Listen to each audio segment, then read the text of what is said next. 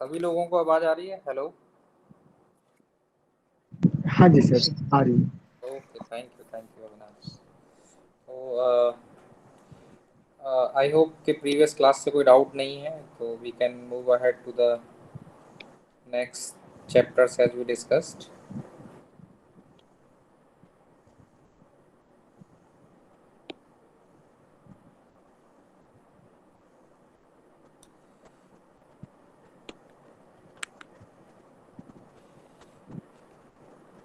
तो लास्ट और first class जो हुई थी उसमें हमने ये डिस्कस किए थे कुछ टॉपिक इसके ecology and functions of ecosystem and ecology. ठीक है। और ये टेरेस्ट्रियल इकोसिस्टम जिनको बायोम भी बोलते हैं, मैंने कहा था कि नेक्स्ट क्लास में हम डिस्कस करेंगे। एंड देन आई टोल्ड के chapter 9 and 10, biodiversity, levels of biodiversity, measure of biodiversity, biodiversity की सर्विसेज क्या होती हैं, modes of conservation we will see later। ठीक है, botanical garden and zoo, and then something about Indian biodiversity। ठीक है, flora fauna and all these things। तो ये चीज़ें आज हम कोशिश करेंगे कवर करने की। लास्ट क्लास बेसिक थी जिसमें हमने इकोलॉजी क्या होती है, इकोलॉजी किस तरीके से स्टडी की जाती है, किस लेवल्स पे इकोलॉजी को स्टडी किया जाता जाता है, बायोस्फीयर क्या होता है, ये सारी चीज़ें डिस्कस की थी कि what all these things are. ठीक है। एंड देन एनर्जी का फ्लो किसी भी इकोसिस्टम में यूनिडायरेक्शनल होता है। सोर्स ऑफ एनर्जी जो होता है वो सन होता है, और energy passes through trophic levels. ठीक है। Higher the trophic level, lower is the energy. First trophic level से सेकंड से थर्ड से फोर्थ से जनरली 5 ट्रॉफिक लेवल्स में एनर्जी डाई आउट हो जाती है। देन वी सॉ दैट कि एनर्जी का transfer we were studying through trophic levels through food chains. Food, फिर वेव्स के बारे में पढ़ा। देन वी एनर्जी, हमने पिरामिड्स के बारे में पढ़ा। ठीक है। Ecological pyramids, pyramid of numbers पढ़ा हमने, पिरामिड ऑफ बायोमास पढ़ा हमने, और पिरामिड ऑफ एनर्जी पढ़ा। एनर्जी का पिरामिड हमेशा इरेक्ट रहता है, जबकि इसके जो पिरामिड हैं that can be erect and inverted also, both ways, erect and inverted. ठीक है। And biotic interaction, trophic levels के साथ पॉल्यूशन किस तरीके से बढ़ता है इसके बारे में थोड़ा सा पढ़ा था। Then biogeochemical cycle, ecological succession. इनमें कोई डाउट किसी को, इनसे एक सवाल जनरली आ जाता है। These are the basic parts, but एक सवाल आपको ये प्रीलिम्स में जनरली देके जाता है, तो इसलिए ये बेसिक साइंस ऐसा नहीं है कि टोटली इग्नोर की जा सकती है। एंड तो आई होप कि इसमें तो कोई डाउट नहीं होगा किसी को, और फिर भी है तो एक छोटा सा रिवीजन कर सकते हैं हम लोग। ठीक है। Let me see what we have with us. Okay, ये तो अलग हुआ। देन इसमें भी ऐसा कुछ नहीं है जो आप लोगों के साथ डिस्कस किया। ठीक। तो इकोलॉजी, जस्ट छोटा सा एक रिवीजन बता देते हैं कि हमने बताया था कि इकोलॉजी में हम क्या कर रहे थे। एक ऑर्गेनिज्म किस तरीके से अपने एनवायरनमेंट के साथ इंटरेक्ट करती है, उस इंटरेक्शन को, और ऑर्गेनिज्म के एनवायरनमेंट में दोनों कंपोनेंट हो जाएंगे, abiotic component and biotic component. यानी एक ऑर्गेनिज्म का दूसरी ऑर्गेनिज्म के साथ क्या इंटरेक्शन होगा, उसके एनवायरनमेंट के साथ क्या इंटरेक्शन होगा, इसको स्टडी करते हैं। और इसको स्टडी करने का बेस्ट यूनिट क्या था हमारा, बेस्ट लेवल क्या था, इकोसिस्टम को स्टडी करना। ठीक है। तो हमने इकोसिस्टम को इसका और ये बताया था कि तो आई थिंक इसमें तो किसी को कोई डाउट नहीं होगा। ठीक है। तो हमने बताया था कि ऑर्गेनिज्म, इंडिविजुअल्स, पॉपुलेशंस, उनकी community, then what is the ecosystem, and ecosystem of all ecosystem is biosphere. तो we studied all these things in detail. ठीक है।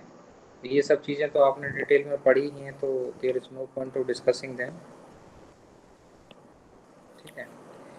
एंड ओके, देन इकोसिस्टम बता दिया था। क्या है इकोसिस्टम? एक फंक्शनल यूनिट है। ठीक है। जिसमें एक ऑर्गेनिज्म अपने बायोलॉजिकल एनवायरनमेंट के साथ, उसके एनवायरनमेंट के साथ रहती है, उसका जो इंटरेक्शन उसके बायोटिक और बायोटिक कंपोनेंट के साथ होता है उसे हम उसमें स्टडी करते हैं। तो आई थिंक ये तो डिटेल में हो ही गया था, इसमें किसी को कोई डाउट नहीं होगा। Then biotic abiotic factor just cursory एक नज़र डाल रहे हैं, ठीक है। अच्छा, अबायोटिक फैक्टर को कई बार लोग फैंसी नेम से बोलते हैं, दैट इज किसी ने बोल दिया क्लाइमेटिक फैक्टर, जिसमें ये जो सॉइल रिलेटेड फैक्टर्स होते हैं उनको यहाँ पे एडाफिक फैक्टर बोला जाता है। तो एडाफिक फीचर्स, एडाफिक फैक्टर्स, तो वो सॉइल, टोपोग्राफी, मिनरल्स, पीएच, ये सारी चीज़ें जो आती हैं वो एडाफिक फैक्टर्स में इंक्लूड होती हैं। बायोटिक फैक्टर्स तो आपने देख ही लिए थे, बायोटिक कंपोनेंट बोल दो या फैक्टर्स बोल दो। तो इकोसिस्टम के दो तरह के कंपोनेंट होंगे, बायोटिक और अबायोटिक। और अबायोटिक में आप क्लाइमेटिक एंड एडाफिक कंपोनेंट्स देख सकते हो। तो क्लाइमेटिक जैसे हो गए रेन, लाइट, विंड, टेम्परेचर, और ये मिनरल्स, ये सारी चीज़ें आ जाएंगी। बायोटिक कंपोनेंट आपने देख ही लिए थे। आई होप मैंने ये आप लोगों के साथ शेयर की थी, तो आपने थोड़ा बहुत पढ़ा होगा। एनर्जी फ्लो क्या होता है इकोसिस्टम में, ये आप सभी लोगों ने जान भी लिया था। तो एनर्जी जो है सन से आएगी, एंड सन से जो आने वाली एनर्जी को टैप कौन करता है? प्रोड्यूसर्स। प्रोड्यूसर्स क्या करेंगे? एनर्जी को टैप कर लेंगे। तो अगर यहाँ पे जनरली 100% एनर्जी है तो 1% एनर्जी ही टैप हो पाती है, और first trophic level onward 10% energy फिर आगे ट्रांसफ़र होती है। 1%, अगर यहाँ 100 यूनिट निकले और मान लो 1000 यूनिट थे, तो इसका 1% हो गया, 10 यूनिट हो गया यहाँ पे। तो यहाँ पे 1 यूनिट पहुँचेगी, फिर आगे उसका और कम होता जाएगा। तो इस तरीके से एनर्जी फ्लो होता है डिफरेंट ट्रॉफिक लेवल्स में, ठीक है। तो सन से energy I, and primary producers ने एनर्जी टैप कर ली, और उस एनर्जी को प्राइमरी कंज्यूमर्स ने इससे एनर्जी लिया, सेकेंडरी कंज्यूमर ने इनको खा के लिया, टर्सरी कंज्यूमर ने इनसे लिया एनर्जी। तो एज सिंपल एज दैट, ठीक है। जैसे कि ग्रास है, ग्रास सन से एनर्जी ले सकता है। ग्रास को ग्रास हॉपर खाता है, ग्रास हॉपर को स्नेक खाता है, स्नेक को ये कोई स्नेक ईटिंग बर्ड्स हो सकती हैं, उसको ईट करने वाली और बड़ी बर्ड्स हो सकती हैं, ईगल टाइप। इसको डायरेक्ट ईगल खा सकता है, ठीक है। It can be eaten by mouse, it can be eaten by birds, and mouse can also be eaten by snakes. तो एक्चुअली में जो फूड चेन्स होती हैं, they are in the form of food web in reality. तो ये discussion हो ही गया था आई थिंक। तो इसमें किसी को कोई डाउट है तो यू कैन आस्क। ये प्रोड्यूसर्स हो गए, देन प्राइमरी कंज्यूमर्स हो गए, सेकेंडरी कंज्यूमर्स हो गए, टर्सरी कंज्यूमर्स हो गए, and this is a simple food chain, ठीक है।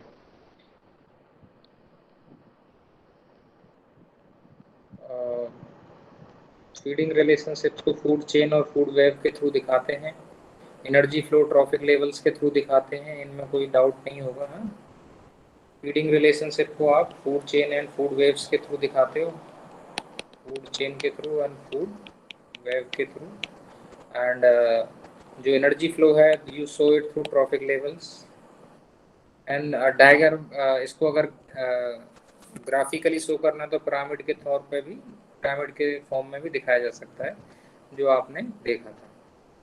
तो एक सिंपल फूड चेन ये हो गई। ये सब चीज़ें तो डिस्कस हो चुकी थी डिटेल में। किसी को कोई डाउट हो तो you can still discuss. I am open to questions,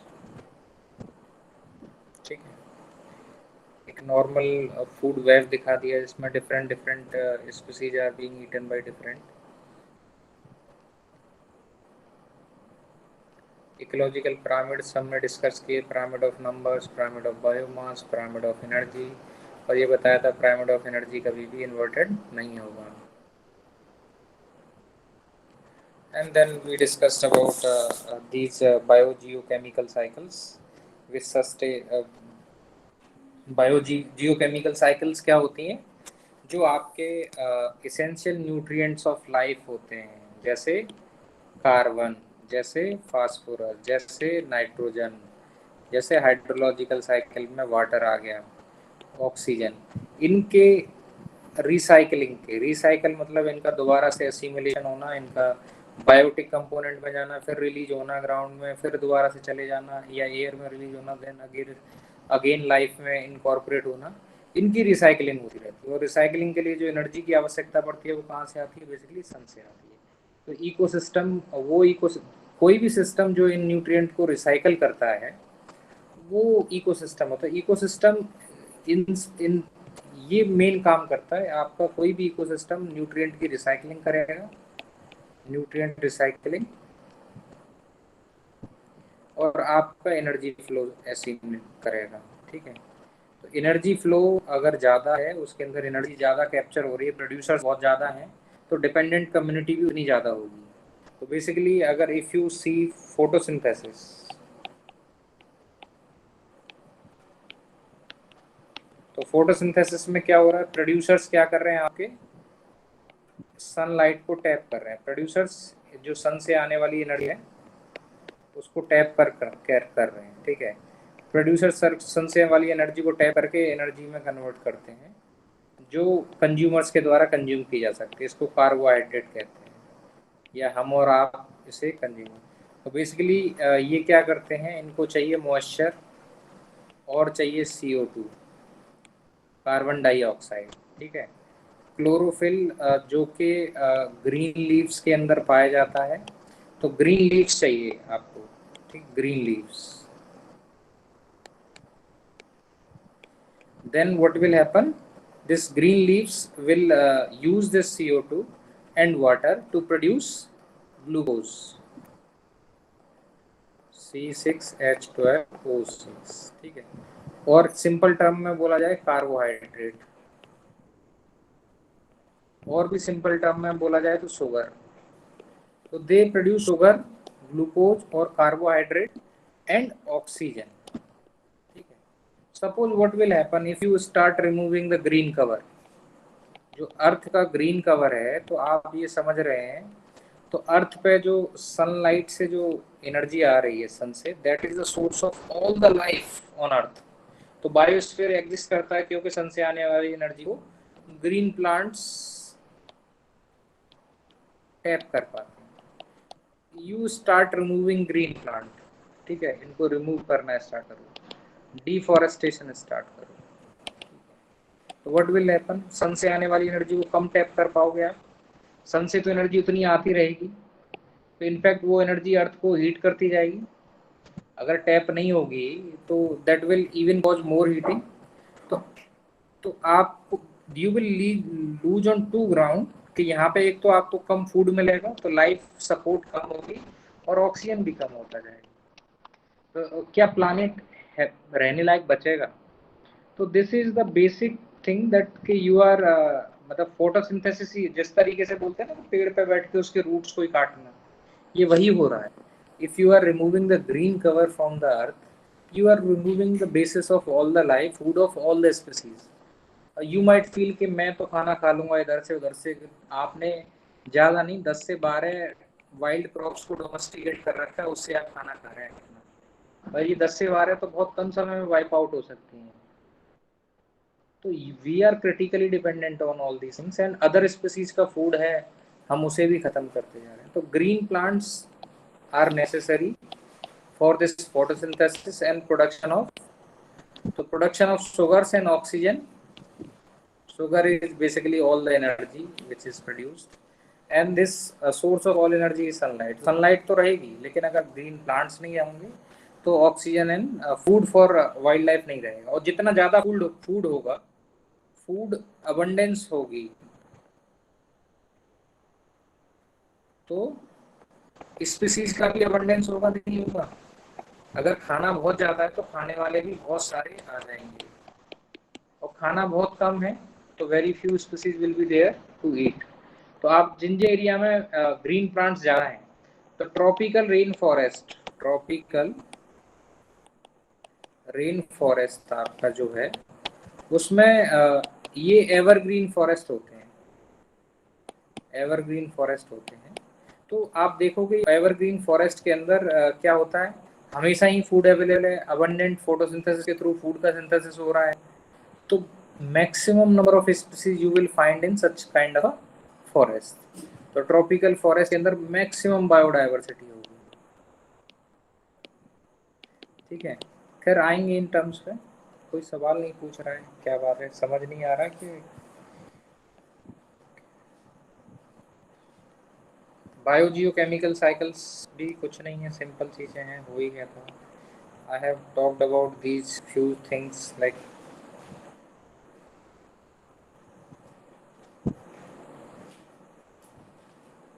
organism का कोई भी एड्रेस कहाँ मिलती है, उसके होम को, उसकी हैबिटेबल रेंज को हम हैबिटेट बोलते हैं। Where an organism is usually found. अगर कोई ऑर्गेनिज्म एक स्पेसिफिक काइंड ऑफ हैबिटेट में ही मिलती है तो हम उसे बोलते हैं कि ये एंडेमिक है, ये यहीं पे मिलेगी, कहीं और नहीं मिलेगी, एंडेमिक टू दैट रीजन, ठीक है। और उस हैबिटेट के अंदर उसका ऑक्यूपेशन क्या है वो डिसाइड करेगा कि उसका इकोलॉजिकल निच क्या है, ठीक है। तो ये एक एग्जांपल दिया था। तो एक एक बार सवाल आया था कि इकोलॉजिकल निच क्या होता है यूपीएससी के अंदर, तो दैट इज अ ऑक्यूपेशनल और functional role of a species in its habitat is its ecological niche। And I hope और कुछ तो हाँ, एक वर्ड आई थिंक जब हम इकोलॉजिकल सक्सेशन के बारे में बात कर रहे थे, when I was talking about ecological succession. Sir sir sir sir sir sir जरा नीचे को फिर से जरा बता दीजिए। क्या? सर जो हैबिटेट जी और आप, नीचे है सर उस अच्छा, हैबिटेट और निच के बारे में दोबारा बता दें। हैबिटेट किसी भी स्पीसीज जहाँ पे नेचुरली पाई जाती है। आपका घर, आप कहाँ पर रहते हैं, अपने घर में रहते हैं, तो आपका जो एड्रेस है, natural address where you will be found most of the time is your habitat. The species का जो घर होता है, जहाँ पे कोई स्पीसीज रहती है, वो जहाँ ब्रीड करती है, वहाँ इसकी पॉपुलेशन ग्रो करती है, उसके सरवाइव करने के लिए, रिप्रोड्यूस करने के लिए इनफ कंडीशंस हैं नेचुरली उस कंडीशन एरिया में पाई जाती है, उस एरिया को उसका हैबिटेट बोलते हैं। तो वो इकोसिस्टम उसका हैबिटेट हो गया। और उस हैबिटेट के अंदर वो स्पीसीज क्या वर्क करती है, वो उसका इकोलॉजिकल निच हो गया। तो niche is actually its functional role, क्या ऑक्यूपेशन है।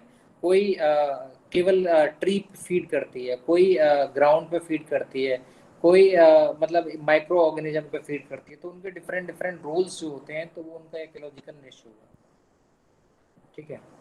तो then we go biological succession. मैंने इसमें बताया कि दो तरीके, प्राइमरी सक्सेशन है और एक सेकेंडरी सक्सेशन है। Secondary ecological succession, biological succession, succession यही एक चीज है, ठीक है। We discussed these things in detail in the first class. Primary succession एकदम बेयर सरफेस पे और फर्स्ट टाइम स्टार्ट होगा, ठीक है।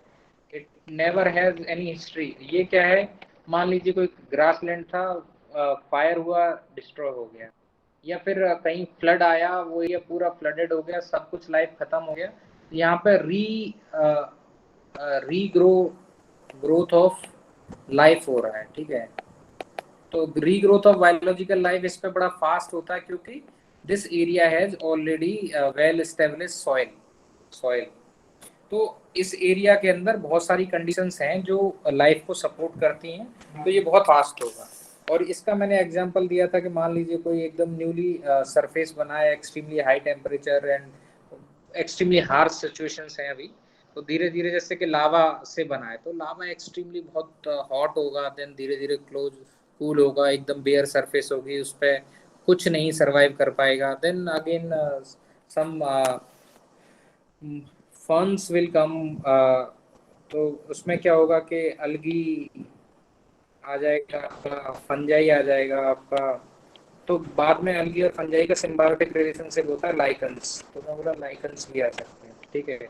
तो अलगी क्या होता है कि फोटोसिंथेटिक होता है, फंगाई क्या होता है कि इसके रूट्स बहुत ज़्यादा होते हैं, दे एक्सट्रैक्ट न्यूट्रिएंट। तो ये सॉइल से न्यूट्रिएंट लेंगे, और सॉइल अभी बनी नहीं है बेसिकली। और फंगाई क्या करते हैं, फोटोसिंथेटिक होते हैं।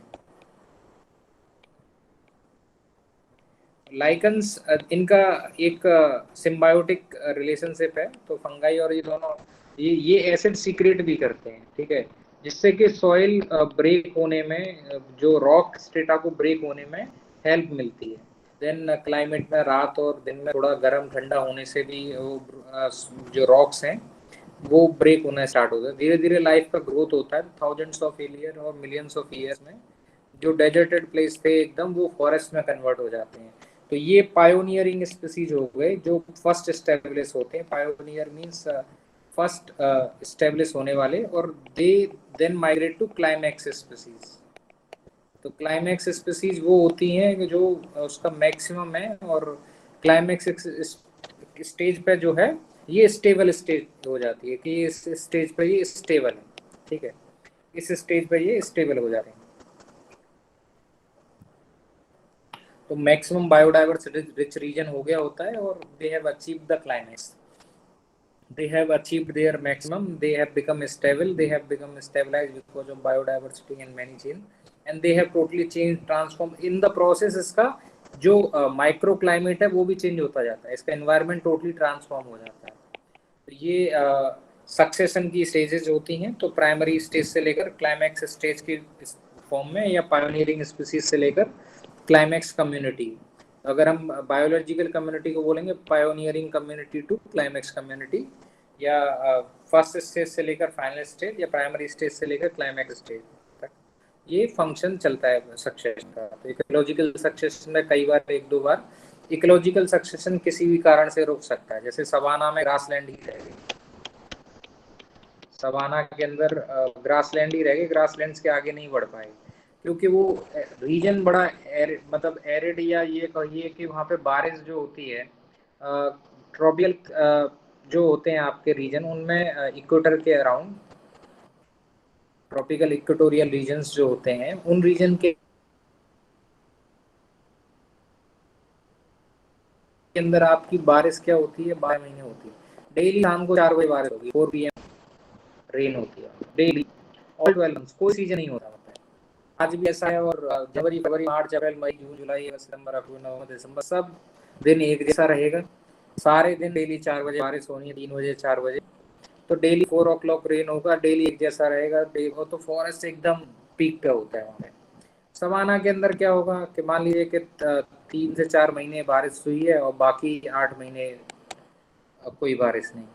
तो ये 8 अब लेकिन पेड़ अब फिर क्या होता है कि जब नहीं होती है तो उस समय ग्रासेस ड्राई होने लगते हैं, और then they catch fire also because of extreme heat, arid regions हैं। अब फायर बहुत फ्रीक्वेंट होता है तो वो ग्रोथ को रोक देता है, ट्री बड़ा बनने ही नहीं देता, ट्री स्टार्टिंग में ही जल जाते हैं। तो जो ट्री फायर रेजिस्टेंट हो पाते हैं, फायर रेजिस्टेंट जो होते हैं पायरोफाइट्स, वो फायर रेजिस्टेंट ट्रीज कुछ कुछ आ जाएंगे, लेकिन इसका ग्रोथ रुक गया। तो सक्सेशन इस can be stop because of the environmental factors. Succession नहीं हो पा रहा है कि क्लाइमेटिक कंडीशन चेंज नहीं हो रही, तो अभी वहीं रुक गया है। जिस दिन क्लाइमेटिक कंडीशन चेंज होंगी, it can always go up to the make a complete forest. लेकिन climatic succession has stabilized and stopped at there because of this, because of frequent fire on arid condition, not availability of water, maybe thousands of years or maybe millions of year में ये भी area future में transform हो सकता है, but this has stabilised for now. तो lichens के बारे में मैं बता रहा था कि लाइकन्स जो है आपके एल्गी और फंगाई के सिम्बायोटिक कॉम्बिनेशंस होते हैं, they are extremely good indicators of pollution, ठीक है। तो ये लाइकन्स के अंदर क्या होता है, आपका फंगाई मिनरल्स ले लेगा, और जो है ये जो है अलगी आपका फोटोसिंथेसिस कर लेगा, तो एक दूसरे को फूड मिल जाता है, ठीक है। And they are extremely good indicators of pollution. अगर ये बहुत ही बुसी हैं, इनका ग्रोथ अच्छा हो रहा है, देखो तो ये वेजिटेबल टाइप के लीव्स आ गए इनमें, तो ये बुसी लाइकन्स हैं, इसका मतलब इनका क्लीन एयर कंडीशन है, ठीक है। लीफी लाइकन्स हैं, लेकिन they are able to survive but they are not that healthy. तो ये होगा कि small amount of air pollution हो गया, ठीक है। अब और ज़्यादा अनहेल्दी होने लगे और इनका ग्रोथ कम हो गया लीफ का, तो ये हो गया कि भाई यहाँ पे पॉल्यूशन ज़्यादा है, और एक्सट्रीमली हैवीली पॉल्यूटेड एरियाज में तो ये इनका ग्रोथ ही नहीं हो पाता, बस पैचेस दिखेंगे आपको, ठीक है। तो ये बता रहा है कि भैया, और सल्फर पॉल्यूशन का तो बहुत ही अच्छा इंडिकेटर्स होते हैं। तो आजकल we are looking for species which are very good indicators. तो जरूरी नहीं है हर जगह टेस्ट किया जाए, नेचर में बहुत सारे इंडिकेटर्स होते हैं पॉल्यूशन के, क्लाइमेट चेंज के, और मतलब ये बताने के अनहेल्दी चेंजेज हो रहे हैं। तो अगर इसमें अगर आपको ये फोटो दे दिया जाए कि भाई बताइए कि कौन सा एरिया जो है क्लीन है, तो रिलेटिवली आप बता पाएंगे इसमें कि कौन कौन से आपके हेल्दी पैचेज होंगे, कौन से लीस्ट पॉल्यूटेड हैं। तो जैसे ये वाला एरिया, ये वाले एरियाज में they are relatively healthy. These are X, ऐसे एरियाज में ऐसे पैचेज मिल रहे हैं, extremely unhealthy areas are there, ठीक है। And and these are like relatively less polluted areas. So they are basically good indicator of pollution, and especially the sulfur pollution, ठीक है। स्पेशली द सल्फर पॉल्यूशन, जो coal fired station होंगे या oil fired station होते हैं, वहाँ पे sulphur pollution की समस्या होती है, ठीक है। तो सिम्बायोटिक रिलेशनशिप के बारे में बता ही दिया अलगी और फंगी की। और ये क्वेश्चन काफ़ी आता है, कई बार आया है, और इसलिए मैंने सोचा कि एक दो स्लाइड से आपको थोड़ा बता देते हैं, ठीक है। नेचर में बहुत सारे और भी सिम्बायोटिक रिलेशनशिप हैं, we will study about them, ठीक है।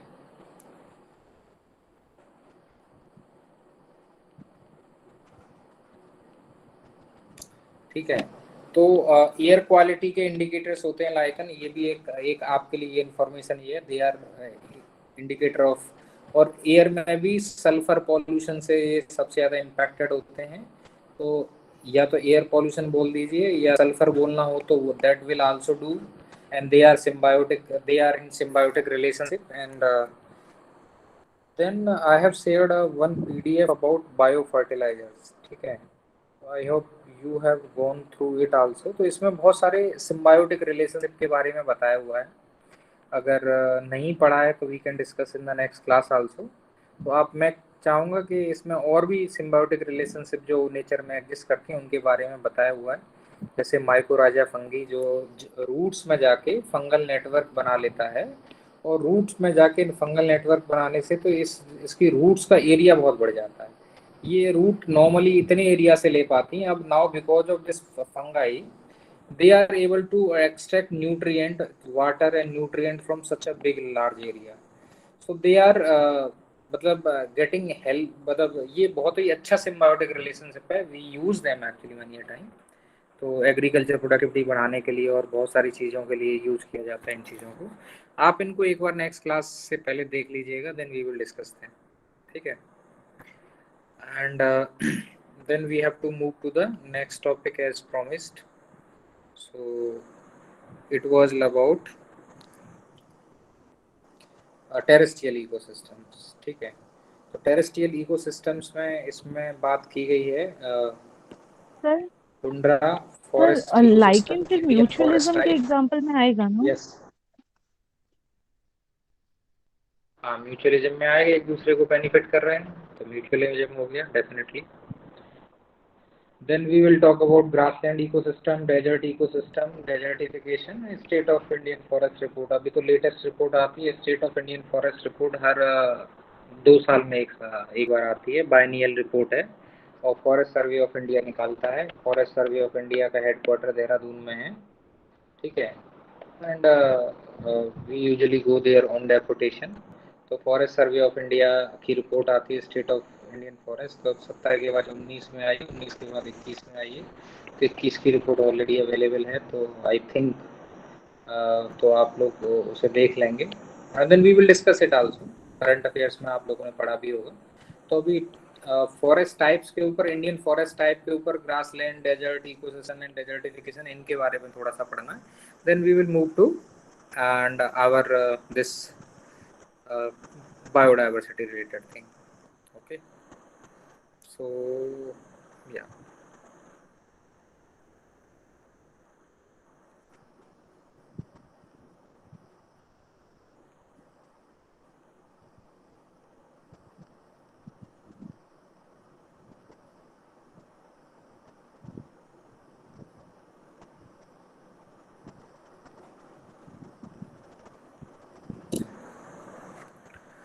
तो पहले फॉरेस्ट को समझने से पहले थोड़ा सा क्लाइमेट टाइप को दोबारा से थोड़ा सा जान लेते हैं।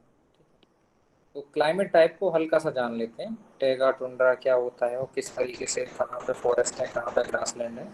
तो क्लाइमेट विल डिटरमिन कि वेजिटेशन क्या होगी। क्लाइमेट एक बहुत बड़ा फैक्टर होता है इन डिटर्मिनेशन ऑफ वेजिटेशन। तो किसी भी एरिया की वेजिटेशन जो होती है एक बहुत अच्छा इंडिकेटर होती है उस एरिया के क्लाइमेट के बारे में, ठीक है। तो बाद में देखोगे क्लाइमेटिक क्लासिफिकेशन जो भी लोगों ने की है वो वेजिटेशन के बेसिस पे ही की है, ठीक है। तो वेजिटेशन एक बहुत अच्छा इंडिकेटर है। तो एक आप ज्योग्राफी में पढ़ते होंगे Koppen classification, that is also been done based on vegetation also. तो ये आपने देखा है कि अर्थ से ऊपर की तरफ हाइट के साथ क्या होता है, टेम्परेचर आपका रिड्यूस होता है। तो जैसे जैसे ऊपर की तरफ बढ़ते जाएंगे आपका टेम्परेचर घटता जाएगा, ठीक है। तो एकदम अर्थ के पास जो होगा तो ये कहेंगे कि tropical regions will be close to, ज़्यादा हाइट नहीं होगी। थोड़ा सा और ऊपर हाइट हाइट पे जाएंगे तो कोल्ड हो जाएगा, टेम्परेचर कम हो जाएगा। तो टेम्परेचर मान लीजिए यहाँ 18 था, मान लीजिए average temperature let's assume it's 18 degree centigrade and here it reaches like 5 degree centigrade, ठीक है। तो हम या 10 डिग्री भी आ गया तो हम बोलेंगे ये टेम्परेट रीजन्स हो गए, थोड़े से ठंडे रीजन्स हो गए। सपोज इससे और ऊपर जाएंगे तो 2 डिग्री सेंटीग्रेड आ गया तो और कोल्डर रीजन हो गए। देन अगेन 0 डिग्री आ जाएगा तो आपका ये आपके फ्रोजन रीजन्स हो जाएंगे, ठीक है। तो Arctic is your completely frozen zone, sub Arctic is relatively very cold region, ठीक है। विंटर्स में एकदम फ्रोजन हो जाएगा, समर्स में यहाँ पे उतना नहीं होगा। इसलिए यहाँ पे आपको अंडर ग्रोथ नहीं मिलेगी और स्पीसीज की डाइवर्सिटी भी नहीं मिलेगी। और कुछ ही स्पीसीज सर्वाइव कर पाएंगे, दैट टू कोनिकल शेप में, क्योंकि यहाँ पे जो है आपका स्नोफॉल बहुत ज़्यादा होता है। तो ये ऐसे ट्री का शेप इस तरीके से कि नीचे से इनका लेदरी सरफेस रहता है कि नीचे जब स्नो जमा होगा तो ये सर्वाइव कर पाएंगे, और ऊपर में लीफ इस तरीके से शेप होंगे कि इन पर ज़्यादा स्नो जमा नहीं होगा और दे सर्वाइव कर पाएंगे। स्पीसीज डाइवर्सिटी बहुत कम रहेगी, एक या दो species of tree all across the region. तो आप देखेंगे कि बस कोनीफेरस फॉरेस्ट के ही ट्री और कुछ दूसरा पेड़ ही नहीं है। इंडिया में कहीं भी वॉक कर लीजिए, एक छोटे से रीजन में आपको 15-20 तरह के different different kind of trees मिल जाएंगे, ठीक है। तो हाइट के साथ टेम्परेचर बढ़ता जाता है तो आप देखोगे डाइवर्सिटी, यहाँ एकदम बहुत ही डेंस फॉरेस्ट है। एक छोटे से पैच के अंदर आपको 15 से 20 डिफरेंट टाइप्स के ट्रीज मिल जाएंगे। यहाँ टेम्परेट फॉरेस्ट मिलेगा तो यहाँ पे स्पीसीज डाइवर्सिटी हो सकता है कि छोटे से एरिया के अंदर 4-5 डाइवर्सिटी ही मिले। देन यहाँ पे आपको मुश्किल से एक या दो ही मिलेगा, नहीं तो एक एक स्पीसीज हंड्रेड्स ऑफ किलोमीटर तक वन स्पीसीज, यानी यहाँ स्पीसीज है ही नहीं मतलब। तो ये हाइट के साथ चेंज होता है टेम्परेचर और उसकी वजह से बायोडाइवर्सिटी कम होती है। दूसरा आपका टेम्परेचर हाइट के साथ भी चेंज होता है और दूसरा लैटिट्यूड के साथ भी चेंज होता है, ठीक है। तो ये 0 डिग्री लैटिट्यूड आपका इक्वेटर हो गया, फिर tropic of Cancer and Capricorn हो गए, ठीक है। तो ये 23.5 डिग्री नॉर्थ, 23.5 डिग्री साउथ। तो सन का मूवमेंट, अपरेंट मूवमेंट यहाँ से यहाँ तक, फिर लौट के यहाँ आएगा, फिर यहाँ जाएगा, फिर यहाँ आएगा, राइट। तो यही होता है। तो जनरली आपके हीटेड जोन्स जो होते हैं वो 37 डिग्री के आसपास वाले रीजन्स होते हैं। उसके बाद टेम्परेचर इसके साथ डिक्लाइन करने लगता है। तो ये हाइट नहीं है, बेसिकली ये ग्राउंड ही है, बट स्टिल आप इक्वेटर से दूर जाने लगते हैं तो भी टेम्परेचर आपका, क्योंकि डायरेक्ट सनलाइट के नीचे ही आ रहा है कोई एरिया। तो डायरेक्ट सनलाइट के नीचे नहीं आएगा तो ऑफकोर्स, जैसे कि आप कहीं पे हीट करते हैं तो उस एरिया सोर्स से जितना दूर जाएंगे उतना ज़्यादा उसका इफेक्ट उतना ही कम होता जाता है। तो ये तो ज्योग्राफी में आपने बेसिक पढ़े ही होंगे। तो बेसिकली अभी मैंने फोटोसिंथेसिस में आपको यही बताया था कि फोटोसिंथेसिस में आपको लाइट चाहिए। अब लाइट ही कहीं पे कम होगी तो फोटोसिंथेसिस का रेट भी कम ही होगा, और लाइट कम होगी इसलिए फोटोसिंथेसिस का रेट कम होगा। और दूसरा लाइट चाहिए, दूसरा वाटर भी चाहिए। CO2 तो अवेलेबल हो जाती है, then you will produce sugars and oxygen, ठीक है। तो वाटर और लाइट ये दो मेन कंपोनेंट होते हैं।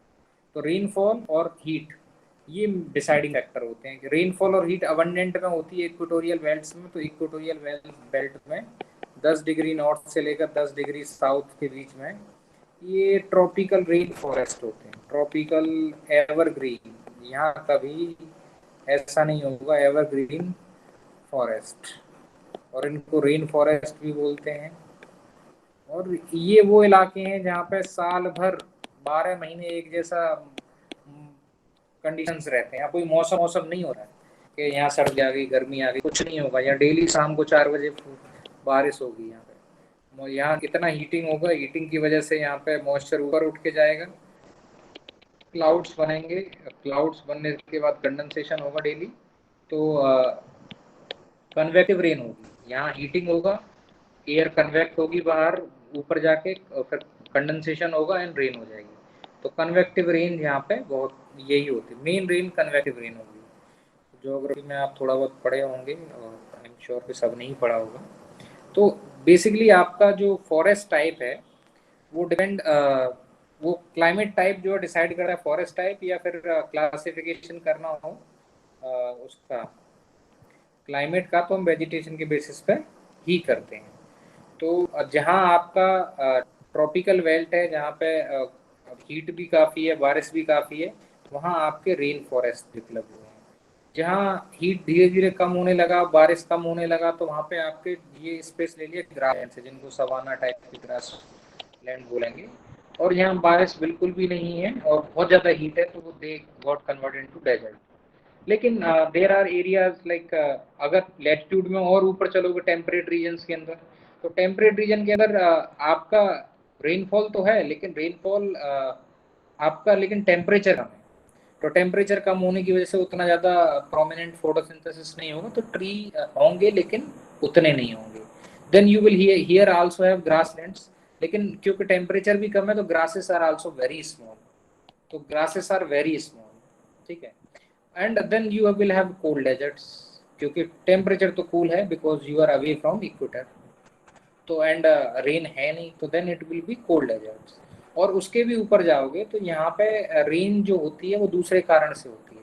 यहाँ पे साइक्लोनिक रेनफॉल होती है, टेम्परेट साइक्लोन पढ़े होंगे आपने, तो टेम्परेट साइक्लोन की वजह से रेन होती है, साइक्लोनिक रेनफॉल होता है, और वो ऑल अलोंग द ईयर चलता है। लेकिन टेम्परेचर इतना कम है तो स्पीसीज को बहुत स्ट्रगल करना पड़ता है, तो कम बहुत स्पीसीज आ पाते हैं। और यहाँ पे कॉनीफेरस टैगा इसी को बोलते हैं, टैगा बोल दो या कॉनीफेरस फॉरेस्ट बोल दो या बोरियल फॉरेस्ट बोल दो, ठीक है। बोरियल फॉरेस्ट बोल सकते हो, टैगा फॉरेस्ट बोल सकते हो, या कॉनीफेरस फॉरेस्ट बोल सकते हो। सब आर्कटिक रीजन हो गया। और इन टुंड्रा वाले they are devoid of vegetation and tundra type of climatic region. So these are the like basically forest type में पढ़ोगे तो then you will say tropical forest, temperate forest, boreal forest या coniferous forest, that's it, ठीक है।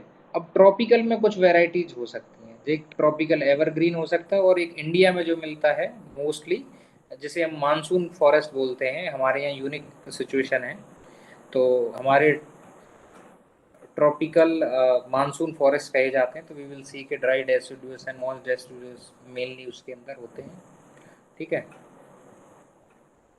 तो forest types आप देख सकते हैं यहाँ से, ये फोटोज आप यूज कर सकते हैं इक्वेटोरियल।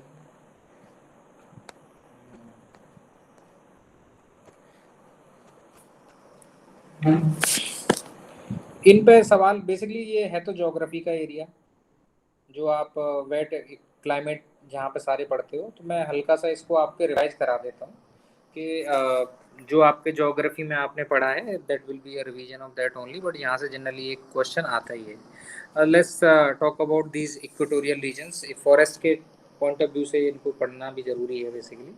तो ये जो बेल्ट है आपकी इक्वेटोरियल बेल्ट, 10 डिग्री नॉर्थ से लेकर 10 डिग्री साउथ, इस रीजन में जो फॉरेस्ट मिलता है वो एवरग्रीन फॉरेस्ट होता है, क्योंकि यहाँ ऑल टाइम बारिश होती रहती है, ठीक है। तो अब बारिश को हम देखेंगे लैंड पे ही देखेंगे, पानी में तो आप जंगल नहीं उगा रहे हो। तो let's focus on land part only. तो ये जो पार्ट्स हैं आपके, तो इंडिया का अंडमान निकोबार वाला ये रीजन भी आ जाएगा आपका। Then we will see some other parts of India are also covered because of other regions. तो ये जितना आपका इंडोनेशिया, जावा, बोर्नियो वगैरह, और ये आपके पपुआ न्यू गिनी वगैरह, ये यहाँ आ गए। और ये large part of central Africa and this Amazon forest and all. तो तो ये सबसे बड़ा पैच जो तो मिलता है आपको यहीं पे, क्योंकि ये जो आपका अफ्रीकन कॉन्टिनेंट है वो काफ़ी ऊपर उठा हुआ कॉन्टिनेंट है, टेबल मास बोलते हैं एक तरीके से, ठीक है। तो अमेजॉन फॉरेस्ट जो है ये मेजर एरिया होता है। इसमें यहाँ पे आपका रेगुलर रेन रहेगा, डेली एक जैसी कंडीशन रहेंगी, ठीक है। तो ये अमेजॉन फॉरेस्ट हो गया कॉन्गो बेसिन और साउथ ईस्ट एशियन कंट्रीज का ये फॉरेस्ट जो होगा ये ट्रॉपिकल रेन फॉरेस्ट के अंदर आएगा, एवरग्रीन फॉरेस्ट है। यहाँ पे क्लाइमेट देखोगे आप तो देखिए हमेशा ही टेम्परेचर इतने से ऊपर ही रहता है, एवरेज टेम्परेचर ही इतना है। और ये आई थिंक रेनफॉल भी दिखा रखा होगा, तो रेनफॉल और टेम्परेचर दोनों देखोगे तो आप उस तरीके से रेनफॉल टेम्परेचर एक जैसा ही रहता है, ठीक है। All along the year maximum temperature आपका 26 जाता है, मिनिमम 24 जाता है। तो आप देख सकते हैं 26-24 के बीच में कोई एवरेज टेम्परेचर का कोई चेंज थोड़ी हो रहा है, कुछ नहीं हो रहा। तो डायूरिनल रेंज जो होती है टेम्परेचर की वो भी बहुत कम होती है, दिन और रात के टेम्परेचर में भी ज़्यादा डिफरेंस नहीं होता है। और ऑल अलोंग द ईयर कोई ड्राई मंथ नहीं होगा, हमेशा बारिश होती रहती है। जीसी लियोंग में ये सब चीज़ें पढ़ी होंगी आपने, ठीक है। जीसी लियोंग की छोटी सी किताब है जो प्रीलिम्स के लिए सभी लोग पढ़ते ही होंगे, और वैसे बहुत ज़्यादा टफ नहीं है, छोटी सी है, नहीं पढ़ी हो तो देख सकते हो, ठीक है। तो these are the area where you find tropical rain forest. तो अमेजॉन बेसिन, कॉन्गो बेसिन में और बाकी साउथ ईस्ट एशियन कंट्रीज में, तो ये uniformity of temperature all along the year, annual range of temperature बहुत ही कम रहता है, मतलब चेंज नहीं होता। क्लाउडी नेट प्रेसिपिटेशन हर शाम को हो जाता है, ठीक है। नो मंथ विदाउट रेन वगैरह ये सारी सिचुएशन होंगी। तो एडिक्वेट अमाउंट ऑफ हीट है, एक्सट्रीम अमाउंट ऑफ हीट है, extreme amount of availability of water है।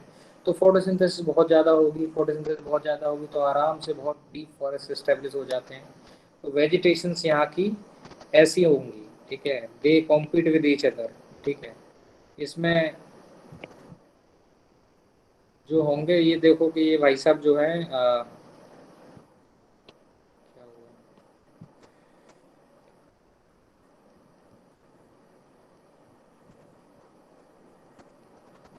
ये ट्री की रूट्स हैं, ठीक है। तो आप देखोगे कि ये जो फॉरेस्ट है बेसिकली ट्रॉपिकल रेन फॉरेस्ट, इसको लंग्स ऑफ द अर्थ भी कहा जाता है। मोस्ट डाइवर्स और बहुत ही ज़्यादा डेंस फॉरेस्ट होते हैं, और इसमें tree you will find in various layers, आपस में compete करते जाएंगे पेड़ों पे। कुछ जो लोग नहीं compete कर सकते हैं, पेड़ नहीं बन सकते, वो यहाँ पे क्रीपर्स बहुत मिलेंगे, ऊपर क्रीपर, नीचे क्रीपर, लाइनाज बहुत सारे मिलेंगे, ठीक है। और most diverse ecosystems on the earth, most resilient ecosystem on the earth ये माने जाते हैं, ठीक है। तो 40% ऑफ द ऑक्सीजन सप्लाई कर रहे हैं एक तरीके से। और यहाँ पे जितनी भी स्पीसीज होंगी वो हार्डवुड स्पीसीज होंगी, सॉफ्ट नहीं होंगी, हार्डवुड स्पीसीज होंगी, ठीक है। तो बहुत सारे क्लाइमर्स मिलेंगे आपको, एपीफाइट प्लांट जो ऊपर लटके रहते हैं, पैरासाइटिक प्लांट्स जो दूसरे प्लांट पर डिपेंड करते हैं, वो सब मिलेंगे इसमें। माइक्रोबियल बायोडाइवर्सिटी भी एक्सट्रीम होगी इसके अंदर, इसलिए जितना भी लिटर गिरता है वो बड़ी जल्दी डिकम्पोज हो जाता है, ठीक है। एंड ये देखो कितने सारे इसमें लाइनाज वगैरह हैं, ठीक है। तो लाइनाज जो होते हैं वो आपके दूसरे पेड़ के सारे ऊपर कैनोपी तक पहुंच जाते हैं। एपीफाइट्स इनकी रूट्स क्या हैं जो हैंग करती रहती हैं। Parasitic plants are which depend upon others, ठीक है। तो प्लांट्स के बारे में बोले हैं यहाँ पे, तो इन प्लांट्स को इनकी जो ये रूट दिखाई थी, ऐसी रूट्स को बोलते हैं बटरेस रूट्स। ये रूट्स न्यूट्रिएंट्स लेने के लिए, क्योंकि न्यूट्रिएंट्स तो बहुत हैं ग्राउंड में लेकिन डेप्थ में नहीं होते, क्योंकि बारिश बहुत ज़्यादा होती है तो बड़ी जल्दी डिकम्पोज होकर वाइस आउट भी हो जाते हैं। तो प्लांट्स को अपनी ग्रोथ को, क्योंकि उनकी हाइट इतनी ज़्यादा हो गई है, तो उसको सपोर्ट करने के लिए ये दीवार जैसी स्ट्रक्चर्स बन जाती हैं, ठीक है। इन दीवालों को ही बटरेस वॉल्स बोलते हैं या बटरेस रूट्स बोलते हैं। बटरेस सपोर्टिंग वॉल को बोलते हैं बटरेस वॉल। तो बटरेस रूट्स इसलिए मिलती हैं कि इनको ज़्यादा एरिया से न्यूट्रिएंट्स लेने होते हैं, क्योंकि उन्हें हाइट बहुत ज़्यादा है इनकी। तो अपनी हाइट को सपोर्ट करने के लिए they have to take the nutrients from much larger area, because they grow to excessive heights. तो इसलिए इनकी रूट्स क्या है, बटरेस रूट्स बहुत कॉमन मिलेंगी आपको। ये सवाल इस तरह के पूछे गए हैं फॉरेस्ट के बारे में, तो इतना काफ़ी आई थिंक इस फॉरेस्ट के बारे में। ठीक है। तो ये मैं आपको शेयर कर दूंगा, आप पढ़ लेना। वैसे बहुत छोटी छोटी चीज़ें हैं, ज्योग्राफी में आपने पढ़ी होंगी। तो इनको लंग्स ऑफ अर्थ भी बोलते हैं। ये इनका डिफॉरेस्टेशन एक मेजर कंसर्न है। तो इनकी बटरेस रूट्स क्यों होती हैं? क्योंकि इनको इनकी हाइट को सपोर्ट करना है, कंपटीशन को। They need to take nutrient from larger area. ठीक है। तो इनमें आपको कई सार की कैनोपी मिलेंगी। टॉप कैनोपी में कुछ पेड़ मिलेंगे, कुछ नीचे की। ये टॉप कैनोपी वाले पेड़ हो गए, ये नीचे वाली कैनोपी वाले पेड़ हो गए, ये उससे नीचे वाली कैनोपी वाले हो गए। देन ये श्रब्स टाइप के हो गए। देन देयर आर लाइनास, जो पेड़ों के ऊपर चढ़ के जाती हैं। ठीक है। Then there are like epiphytes which are hanging on trees, जिनके हैंगिंग रूट्स होते हैं। Yes, is there any doubt? somebody has opened their mic. तो ऊपर से टॉप से देखेंगे तो you will see it like this. इस टाइप का आपको जंगल दिखेगा इतना टाइम्स। एंड डाइवर्सिटी बहुत ज़्यादा होगी, ब्रॉड लीफ फॉरेस्ट होंगे, क्योंकि यहाँ पे फोटोसिंथेसिस एनफ है। तो ब्रॉड लीफ जितनी ज़्यादा से ज़्यादा एनर्जी टैप करना चाहेंगे, ये जो पेड़ हैं, इनमें आपस में कंपटीशन है। तो इनकी ट्री की लीव्स भी ब्रॉड होंगी कि बोले कि भाई हमको ज़्यादा लाइट चाहिए। तो they are competing. So competition improves them, take them to the newer heights. That's why all competitions are designed in the society. If competition is fair, the best will come out and you all will push yourself. तो इसी तरीके से जंगल में भी ये सारी चीज़ें देख सकते हैं आप, बहुत कॉमन सा है। सो अपने यहाँ के जंगल भी आपको कुछ ऐसे ही दिखाई देते होंगे। ठीक है। एपीफाइट्स वगैरह के बारे में लिखा हुआ है, emerging layer, canopy, under story, forest floor. और ये कॉमन सा फॉरेस्ट टाइप है। ठीक है। ये हेलो। बहुत these are the buttress roots. अगर आपने देखा होगा, इंडिया में भी बहुत सारे ट्रीज जो काफी ज्यादा हाइट्स पे होंगे, आसपास और ट्रीज होंगे, तो you can see such things. तो बटरेस या सपोर्टिंग वॉल टाइप की रूट्स हो गई हैं, ये लार्जर एरिया से इनको न्यूट्रिएंट सप्लाई दे रही हैं, इनकी हाइट को सपोर्ट कर रही हैं। That's why they have become. और जब इतनी ज़्यादा एक्सेसिव रेन होती है तो लीफ फॉल बहुत ज़्यादा हो रहा है। ऑफ कोर्स सॉइल के अंदर बहुत न्यूट्रिएंट होने चाहिए, लेकिन सॉइल के अंदर डेट्रिटियस एक्टिविटी भी बहुत ज़्यादा होती है, और रेनफॉल बहुत ज़्यादा होता है, तो वॉश आउट भी बहुत जल्दी होते हैं। तो once these forest are cut, it is very difficult for them to come up again. तो इसलिए भी कंसर्न है कि इन जंगलों को एक बार साफ करने के बाद दोबारा रीस्टेब्लिश कर पाना पॉसिबल नहीं है, क्योंकि रेनफॉल इतना ज़्यादा होता है, तो washing out of minerals is also equally fast. तो इसलिए भी एक मेजर कंसर्न है कि they should not be cut so fast. तो बटरेस रूट्स इतनी